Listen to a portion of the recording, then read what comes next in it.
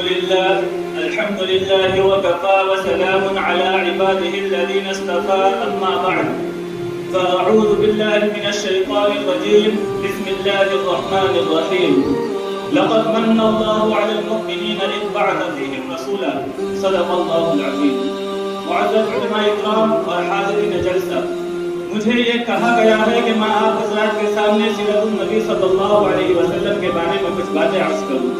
میرا یہ عقیدہ اور دعویٰ ہے کہ حضور صلی اللہ علیہ وسلم کی طرف جس چیز کی نسبت ہو گئی اس کا تذکرہ کرنا بھی حضور صلی اللہ علیہ وسلم کی سیرت ہے. حضور صلی اللہ علیہ وسلم کی طرف مکہ اور مدینے کی نسبت ہو گئی. اگر میں مکہ اور مدینے کی فضیلت بیان کروں تو یہ بھی حضور صلی اللہ علیہ وسلم کی سیرت ہے. حضور صلی اللہ علیہ وسلم کی طرف جس پہاڑ کی نسبت ہو گئی اگر میں اس پہاڑ کا تذکرہ کروں تو یہ بھی حضور صلی اللہ علیہ وسلم کی سیرت ہے. حضور صلی اللہ علیہ وسلم کی طرف صحابہ اکرام رضی اللہ تعالی عنہ کی نسبت ہو گئی. اگر میں صحابہ اکرام رضی اللہ تعالی عنہ کی تعریف بیان کروں تو یہ بھی حضور صلی اللہ علیہ وسلم کی سیرت ہے. میرے دوستو سیرت کے کئی باب ہیں. سیرت کا صرف ایک باب نہیں. حضور صلی اللہ علیہ وسلم کے سیرت کے کئی موضوع ہیں. سینکڑوں ہزاروں نہیں بلکہ لاکھوں کروڑوں موضوع ہیں. لیکن پھر بھی ہم حضور صلی اللہ علیہ وسلم کی شان کا حق ادا نہیں کر سکتے.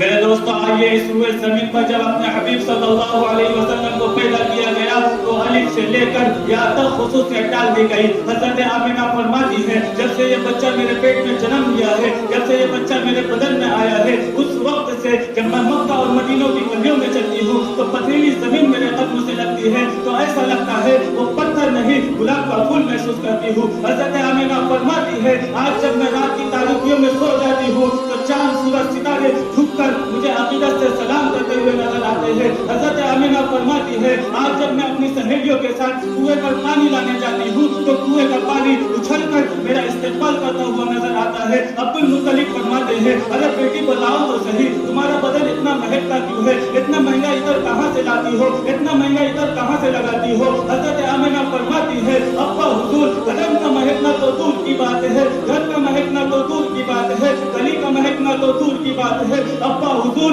جس جگہ میں تھوک دیتی ہوں وہ زمین بھی خوشبودار ہو جاتی ہے. سبحان اللہ سبحان اللہ. اللہ نے الف لکھا قرآن میں نبی کو امین بنا دیا. اللہ نے با لکھا قرآن میں نبی کو بشیر بنا دیا. اللہ نے تا لکھا قرآن میں نبی کو تنویر بنا دیا. اللہ نے سا لکھا قرآن میں نبی کو ساکر بنا دیا. اللہ نے جیم لکھا قرآن میں نبی کو جمیل بنا دیا. اللہ نے ہا لکھا قرآن میں نبی کو حلیم بنا دیا. اللہ نے خا لکھا قرآن میں نبی کو ختم رسول بنا دیا. اللہ نے دال لکھا قرآن میں نبی کو داعی بنا دیا. اللہ نے زال لکھا قرآن میں نبی کو ذاکر بنا دیا. اللہ نے سین لکھا قرآن میں نبی کو سراج منیرہ بنا دیا. اللہ نے شین لکھا قرآن میں نبی کو شاکر بنا دیا. اللہ نے صاد لکھا قرآن میں نبی کو صادق بنا دیا. اللہ نے ذات لکھا قرآن میں نبی کو ظالم بنا دیا. اللہ نے عین لکھا قرآن میں نبی کو عابد بنا دیا. اللہ نے غین لکھا قرآن میں نبی کو غیور بنا دیا. اللہ نے طا لکھا قرآن میں نبی کو طاہر مطہرہ بنا دیا. اللہ نے ظا لکھا قرآن میں نبی کو زبر بنا دیا.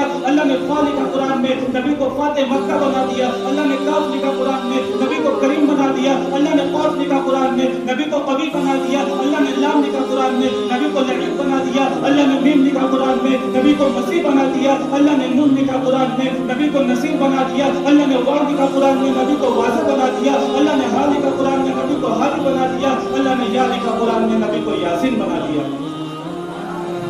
اظہار عشق سے تو خدا بھی نہ رہ سکا, اظہار عشق سے تو خدا بھی نہ رہ سکا, تعریف حسن محمد میں سارا قرآن لکھ دیا. میرے دوستو اس پیغمبر صلی اللہ علیہ وسلم کو تو دیکھو, اس پیغمبر صلی اللہ علیہ وسلم کی عظمت کا ٹھکانہ ہی کوئی نہیں. میں اس محمد صلی اللہ علیہ وسلم کو سلام پیش کرتا ہوں. میں اس محمد صلی اللہ علیہ وسلم کی پاؤں کی کھاپ کو آنکھوں میں لگانا افضل سمجھتا ہوں. جس پیغمبر صلی اللہ علیہ وسلم کی مثال ہی کوئی نہیں.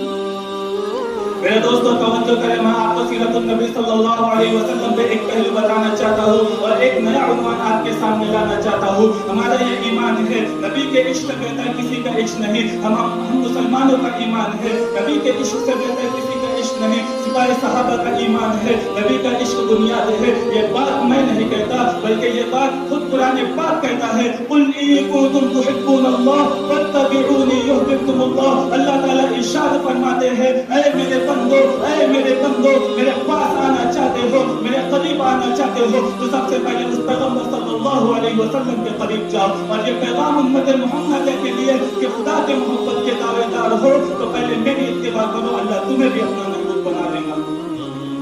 سبحان اللہ, کیا اعلیٰ مقام وہ سرور کونین کا جس کے نام کے بغیر نماز نامکمل, جس کے نام کے بغیر جنازہ نامکمل, جس کے نام کے بغیر کلمہ نامکمل, اقامت نامکمل. ارے ہم اس نبی سے محبت کیسے نہ کریں جس کی اتباع کے بغیر میرا اور آپ کا ایمان نامکمل. میرے دوستو, قرآن کہتا ہے لقد من اللہ علی المؤمنین اذ بعث فیہم رسولا. اس میں کوئی شک نہیں, اس میں کوئی شبہ نہیں, اس میں کوئی ریب نہیں. کس میں؟ جو آگے بات آ رہی ہے لقد من اللہ علی المؤمنین اذ بعث فیہم رسولا.